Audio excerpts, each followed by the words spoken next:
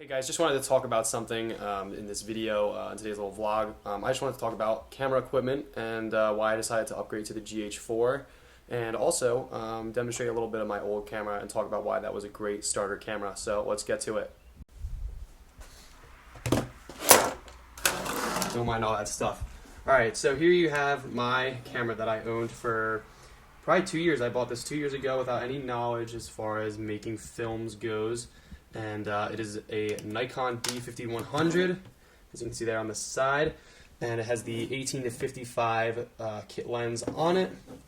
It has this little flip out screen, which is nice for vlogging, albeit it's not a very bright screen, which kind of sucked in the daytime light outside, but you know, it got the job done. If you turn it on, it's got a nice little menu, easy to use. Let's see. You know, all your little settings and stuff like that. You know, it's real easy to go through and tweak stuff, but as you can see, I have it in manual mode because it's pretty much what I use it in a lot of the time.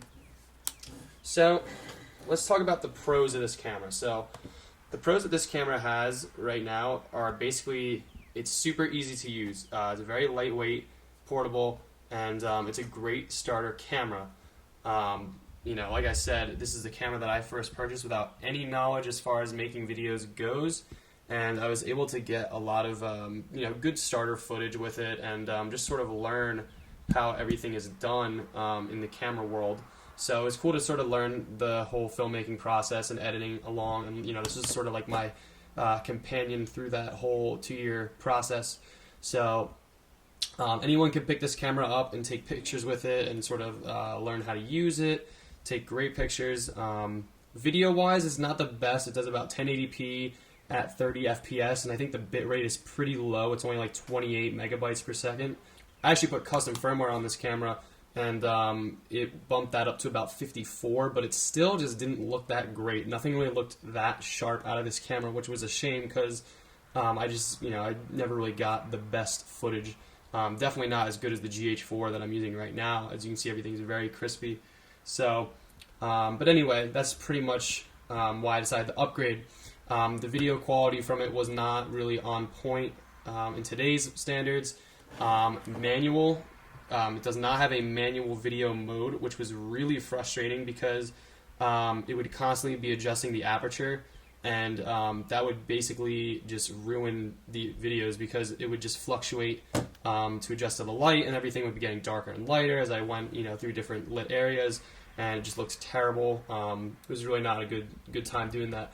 However, I will say that, like I said, this is a camera that I'd recommend to a starter. This camera right here can be had, the body can be had for about $200. I'm selling the body to my buddy for about $175 right now. The kit lens that's on it you could probably get for about $50 on eBay. And right there you have a pretty nice little setup. It's, like I said, super easy to use. So if you're someone that watches some of my videos or other car YouTubers and you kind of want to get into the video making game, it's a good starter camera. You may even want to go for something like the Nikon D5200, which has, I believe it can film a little bit higher bitrate, and it can also shoot in 60 frames a second, so you can slow that down and get some slow motion footage. And it has a little bump up in megapixels as well, so a little bit crispier photos. Not that this thing takes bad photos or anything, but you know, again, if you can get a better camera for a little bit extra money, you may as well go for it. This thing takes great pictures, actually. I was really pleased with the photography that I was able to do with such a simple setup and simple camera, so it was really nice to get that done. Okay guys, now I'm on the D5100 right now, so you can probably see the quality change in the video going from the GH4 to this thing. So anyway, just wanted to talk about the GH4 now. You can see I got my Polaroid mic on the top. Yesterday's video that I made was the first video I've ever made with the GH4. It was my first time testing out the internal microphone, and we learned that that was really bad. So I have my Polaroid microphone on the top right there. This is an amazing camera. It's very small. You can see there's my hand right there, and it's almost, you know, I could just palm this camera. It might even be a little bit smaller than my D5100. The lens is definitely very tiny. You can see I just kind of like pinch it like that and use it, which is awesome. It's super portable, and it's extremely lightweight, which is nice. I like that a lot. Everything about the camera feels like super high quality as well. I mean, all these buttons just like, they click very nicely. They sound sturdy. You have like this little lock switch there for the dial there.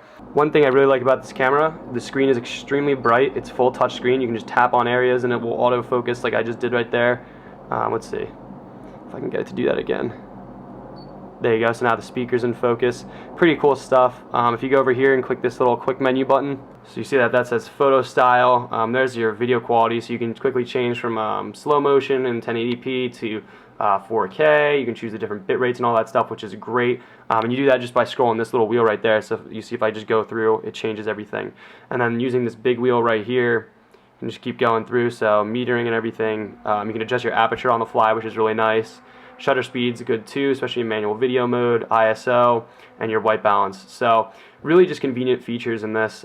It's incredible the quality of footage that this thing produces, and I think it was totally worth it. All those images that you saw yesterday in this in that video, it was all produced with this kit lens on there. It's a 14-42 millimeter lens, f3.5 to 5.6, so nothing crazy. It's really just a standard lens, and again, I'm just really blown away by it. I actually bought the body separate on eBay. I bought the lens separate as well, so I ended up just putting the two together, and now I have a little setup with my new microphone too. Or sorry, with the old microphone, not new. But anyway, so I just wanted to sort of go over the new camera and highlight some of the awesome features of it. Again, I haven't really played with this too much, so forgive me if I'm leaving out some incredible groundbreaking feature that it has, but I've really just been playing around with the 4K video quality as well as the slow motion feature that's built in. I haven't really been messing around with anything too crazy, and I've just been trying to learn the manual video mode functionality on it. Alright guys, so hopefully that was a good little video to show you guys a little bit about my camera setup and why I decided to upgrade. Creatively, I just felt like I was at that limit where I really needed to get the quality bumped up to that 4K mark or higher bitrate 1080, get a little bit of a sharper image. And now I have, of course, the slow motion functionality built into this camera, and I'm really excited to sort of see what happens with this camera and see how much more awesome videos I can create with it. Hopefully you guys saw the bump in quality and the just the improvement of the overall edit. You know, some of the things I was able to do in that last video really stood out compared to my other stuff with the D5100. So to me, that really makes this camera all worth it, and I'm looking forward to a long, fun term of ownership with this camera, and we'll move from there. So thank you guys very much for watching. If you have any questions about film stuff, comment below or message me or whatever. I have a Facebook page too, SGFreak96. You guys can go there and message me, whatever. Again, thank you guys so much for watching. Give this video a like, subscribe if you haven't already. Take care.